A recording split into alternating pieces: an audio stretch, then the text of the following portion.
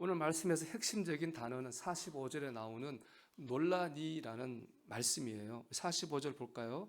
베드로와 함께 온 할례 받은 신자들이 이방인들에게도 성령 부으심으로 말미암아 놀라니. 예. 베드로도 놀랐고 베드로와 함께 온 할례 받은 신자들, 유대인들이 다 놀랐습니다. 그 이유는 이방인들에게 성령이 임한 것을 그들의 눈으로 보았기 때문에 그렇습니다. 이건 굉장히 놀라운 일입니다. 왜냐하면은 그들이 다 유대인이잖아요. 유대인들이 믿는 하나님은 유대인들의 하나님이에요. 유대인들의 기도를 들어주시고 유대인들을 권하시는 유대인들의 하나님이거든요. 이방인은 절대로 하나님의 어떤 은혜도 체험할 수 없어. 그것이 수천 년 동안 그들의 생각을 지배해왔던 상식이었습니다. 그런데 하나님의 성령이 이방인에게 임해서 이방인이 방언을 하는 것을 그들이 자기의 눈으로 보았습니다. 그들의 하나님께서는 그들의 생각을 뛰어넘어서 역사하셨습니다. 여러분, 하나님은 우리의 생각을 뛰어넘어 역사하시는 분입니다. 놀랍게 역사하시는 분입니다. 그걸 보고 이들이 놀랄 수밖에 없었던 것이죠. 우리는 놀라야 됩니다. 이 놀란다는 말은 헬라어로 엑시스템이라고 하는데 이것은 매혹시키다 이런 뜻을 가지고 있습니다. 하나님은 놀라운 일을 행하심으로 우리를 매혹시키십니다. 우리를 믿게 하시는 거예요. 우리는 놀라운 하나님을 만나고 놀라고 매혹되어야 됩니다. 얼마 전에 이제 돌아가신 이어정 교수님은 유명한 천재적인 학자죠. 방대한 지식과 탁월한 논리를 가진 분입니다. 그리고 그 논리 가지고 오랜 시간 기독교를 비판했죠. 하나님은 없다 이런 거 했던 분인데 이분이 2007년에 세례를 받아요. 대반전의 사건이죠. 그 계기는 그분이 쓴 지성에서 영성으로라는 책을 보면 이분이 자기 딸 때문에 믿게 돼요. 이제 이분이 6년에 일본에 있었는데 전화가 와요. 딸이 하와이에 있었는데 망막박리 실명하게 됐다고 하는 진단을 받았다는 전화를 받습니다. 딸이 안 못 보게 돼서 얼마나 놀랐겠습니까? 그래서 하와이로 바로 날아갔어요. 근데 날아간들 앞을 시력을 잃어가는 딸을 위해 해줄 수 있는 것이 아무것도 없잖아요. 그래 있던 차에 그 딸이 권유로 교회를 나가게 됐습니다. 이분이 기도하죠. 하나님, 내 딸 미나가 어제 본 것을 내일 볼 수 있고 오늘 본 내 얼굴을 내일 볼 수 있게 해주신다면 제가 당신께 내 삶을 드리겠습니다 라는 기도를 이분이 하게 됩니다. 놀라운 일이 일어났어요. 2달 뒤에 이 이민아 목사 딸이 한국에 와서 재검진을 받았는데 하와이에서 받았던 실명은 오진으로 판정이 된 거예요. 이 일을 계기로 이어령 교수가 약속한 대로 하나님 믿은 겁니다. 그리고 그 다음에 2007년에 세례를 받게 됐습니다. 이어령 교수가 하나님 믿게 된 건 하나님이 합리적이고 이성적이고 이해할 만큼 논리적으로 변한 게 아니에요. 하나님은 여전히 그의 논리와 이성 앞에서는 이해할 수 없는 분이에요. 그 하나님 믿게 된 건 자기의 생각과 논리와 이성을 뛰어넘는 놀라운 하나님을 만났기 때문입니다. 그 하나님을 만났기 때문에 그 책으로 말하면 그 놀라운 하나님에 매혹되어서 그런 지성의 세계에서 영성의 세계로 나아가게 되었습니다. 이 마이클 리즈의 허물한 분은 우리 교회 교인이 아닙니다. 제가 충주에서 믿었던 같이 신앙생활했던 집사님 부부죠. 그 부부는 믿음이 참 좋았는데 하나님의 뜻이 있었는지 아주 오랜 시간 동안 자녀가 없어서 마음고생을 참 많이 했습니다. 저도 기도를 했죠. 근데 새벽에 기도하는데 하나님이 제 마음이나 제 귀에다 말씀하시더라고요. 올해 아들을 줄 텐데 그 아들의 이름을 기쁨이라고 지어라. 저는 그런 사실 경험이 처음입니다. 마음으로 뭔가 느끼고 감동이 된 적이 있었지만 하나님 말씀을 귀로 들어본 거는 처음입니다. 당연히 안 믿었어요. 새벽 기도가 4시 반이었기 때문에 새벽 기도 마치고 눈을 붙여 들어갔습니다. 들어갔는데 꿈에 그 부부가 아이를 안고 온 거예요. 하나님이 어떻게 너무 확실한 거 아닙니까? 그래서 어떻게 할 수 없어서 제가 그날로 그 집에 신방 갔습니다. 가서 신방상 펴놓고 예배드리면서 하나님께서 올해 너희 가정에 아들을 주신다고 하더라.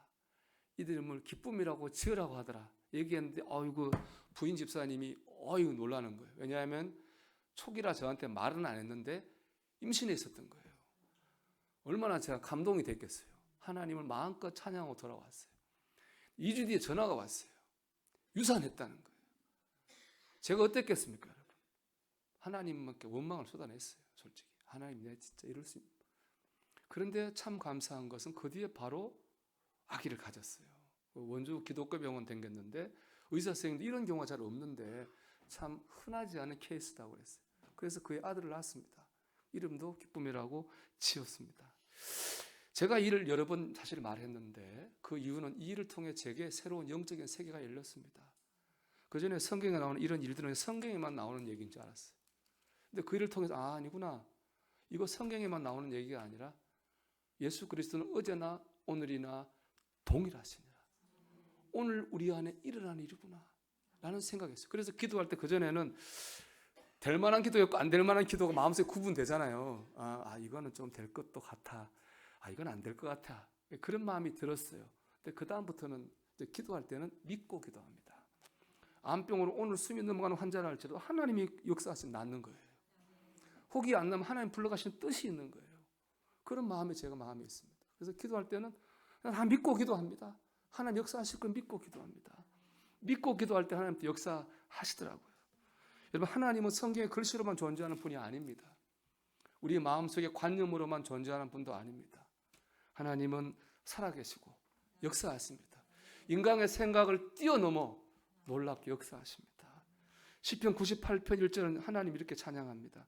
새 노래로 여호와께 찬송하라. 그는 기이한 일을 행하사 그의 오른손과 거룩한 팔로 자기를 위하여 구원을 베푸셨음이로다.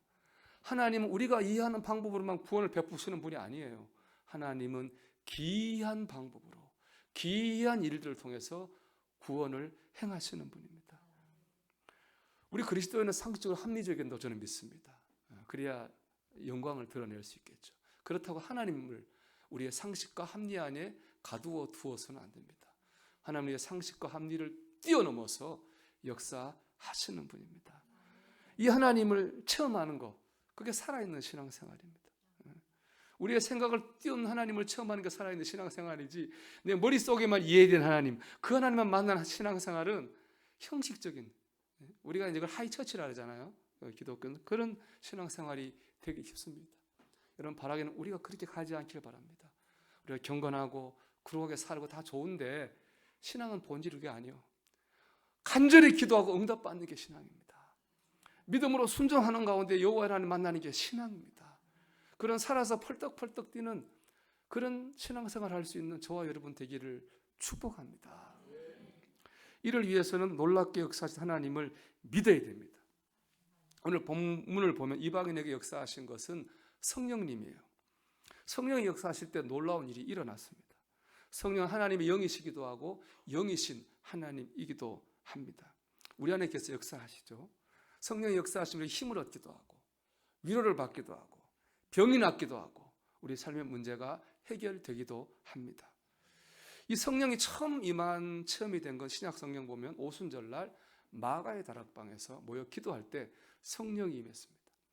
그런데 여러분, 그 모순절날 마가의 다락방에 기도하다 성령 받은 사람들이 그냥 모여 기도한 게 아니에요. 주님의 말씀을 믿고 모여 기도했어요. 우리 사도행전 1장 4절과 5절 말씀 보면요, 사도와 함께 모이사 그들에게 분바에 이르시되 예루살렘을 떠나지 말고 내게서 들은 바 아버지께서 약속하신 것을 기다리라 이렇게 말씀합니다. 4절부터 말씀은 이래요. 4절부터 보면요, 4절 다시 볼까요? 이게 그냥 한 말이 아니에요. 다 배경이 있습니다. 예수님이 십자가에 못 박혀 죽으실 때 제자들 다 도망갔어요. 예수님이 부활하신다고 하는 걸 안 믿었거든요. 그들의 상식에서는 죽은 사람 부활하는 거 없는 일이에요. 안 믿었어요. 그러니까 도망갔다고요. 근데 주님 부활하셨잖아요. 부활하신 주님이 그들한테 말한 거예요. 승천하시기 전에. 그때는 도망갔지만은 이제는 떠나지 말고 믿고 기다려라. 5절 보겠습니다. 그러면 요한은 물로 세례를 베풀었으나 너희는 몇 날 못되어 성령으로 세례를 받으리라 하셨느니라. 이제는 도망가지 말고 믿고 기다리면 몇 날 못되어 성령이 임할 거야. 주님 말씀하셨어요. 그 전에 도망갔던 제자들이 이제는 믿었어요. 믿고 마가의 다락방에 모여서 기도했어요. 믿고 기다렸어요. 그들에게 성령이 임하였습니다. 여러분, 제자들은 말씀을 믿었습니다. 믿었더니 성령이 임하였습니다. 믿어야 됩니다. 우리의 생각을 넘어 놀랍게 역사하신 하나님을 믿어야 됩니다. 그럴 때 역사를 체험하는 거예요. 정말 그런지는 저는 모르겠는데 저거는 집회 갔더니 강사님이 그래요. 저는 그런 분을 본 적이 없어요. 이름만 알면 되면 아는 큰 교회 권사님들이 점을 치러 간다는 거예요. 진짜 그런지는 모르겠어요. 들은 얘기예요. 제가 생각을 해봤어요. 왜 그런 권사님들이 점 치러 갈까 생각해볼 이런 생각일 것 같아요. 교회 오면 이제 경건하고 거룩하고 마음 편해서 좋긴 한데 그러한 기이한 일은 안 일어나. 여기는 그런 기이한 일을 전문은 저쪽이야. 그래서 신통방통한 전문가를 찾아가는 거라고 저는 생각해요. 안 믿는 거예요. 그러니까 그런 데 가는 거예요. 여러분 믿어야 돼요. 기이한 일이 여기서 일어나는 거예요. 요즘 이제 열왕기 하를 우리가 묵상하고 있잖아요. 새벽에. 열왕기가 보면 이제 솔로몬의 죄 때문에 이스라엘이 남북으로 나눕니다. 남쪽에는 2개의 지파가 되고 르호보암이 왕이에요. 북쪽에 10개의 지파가 하나인데 여로보암이 왕이에요. 여로보암이 왕된 북쪽 지파 여로보암이 왕되자마자 헛짓을 합니다. 진짜를 대체하는 가짜를 만들어냅니다. 가짜 성전을 짓고 가짜 제사장을 만들고 가짜 절기를 만들고 가짜 언약궤를 만들어서 이스라엘 백성을 섬기게 만들어요. 그것 때문에 이스라엘 백성 그 나라 결국에 망하게 돼 있어요. 가짜 때문에 망해요. 여러분 왜 가짜를 만들었느냐? 무서워서 만들었어요. 두려워서 만들었어요. 진짜인가 어디느냐? 이 남쪽에 있어요. 남쪽 유다에 있거든요. 근데 북쪽 이스라엘 사람들이 지금 나라가 막 생겼는데 예배드리러 남쪽 가다 보면 사람들의 마음이 저 남쪽 나라에 쏠리면 어떡하지? 그래서 나를 버리고 죽이면 어떡하지? 그 두려움 때문에 안 되겠다. 저기 보내지 말아야지. 가짜를 만들어 믿게 해야지. 그래서 가짜를 만들어서 믿게 하는 죄를 지었고 그것 때문에 이스라엘이 망했어요. 제가 여로보암의 삶을 묵상하면서 그런 좀 안타깝고 이런 생각을 해봤어요. 여로보암이 하나님을 끝까지 믿었으면 어땠을까? 한번 그런 생각을 했어요. 왜냐하면 원래 여로보암 왕족이 아닙니다. 그냥 평민이에요. 하나님이 그를 왕으로 세우신 거예요. 여기까지 인도하신 분이 하나님이거든요. 여기까지 인도하신 분이 하나님이면 하나님이 앞으로도 인도하시고 끝까지 책임질 거야 믿었으면 어땠을까? 여러분 그걸 못 믿은 거예요. 하나님을 못 믿으니까 무서운 거예요. 두려운 거예요. 그러니까 인간적인 해결책을 찾은 거죠. 그러다 보니까는 가짜를 만드는 겁니다. 우리가 인간적 해결책을 찾고 인간적 방법을 찾는 거 왜 그래요? 하나님 못 믿는 거잖아요. 여기까지 인도하시는 책임질 거야 믿으면 안 하겠죠. 그거 안 되니까 인간적인 방법으로 내 생각을 해결하려고 하는 거예요.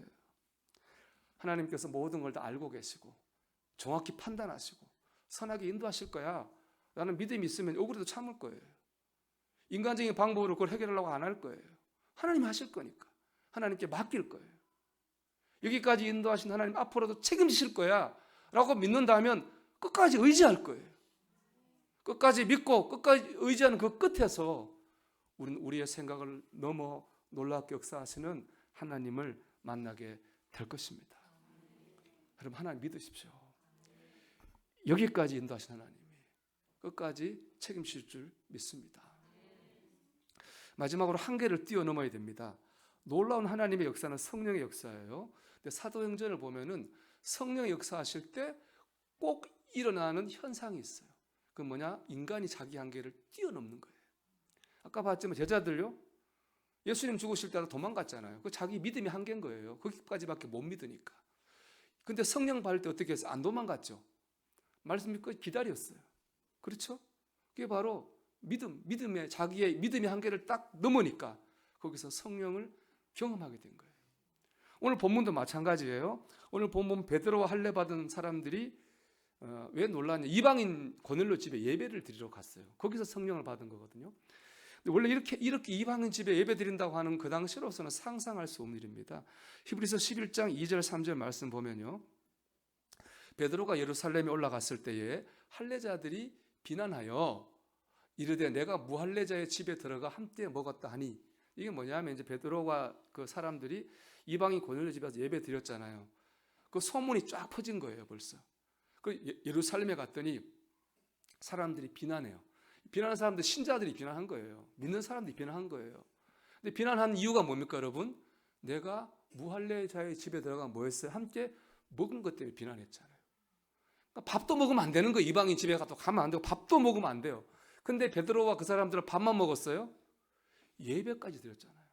이거 난리가 날 일이에요. 근데 그날 고넬료의 집에 모였던 유대인과 이방인들은요, 유대인과 이방인이라고 하는 인종적 한계를 뛰어넘은 거예요.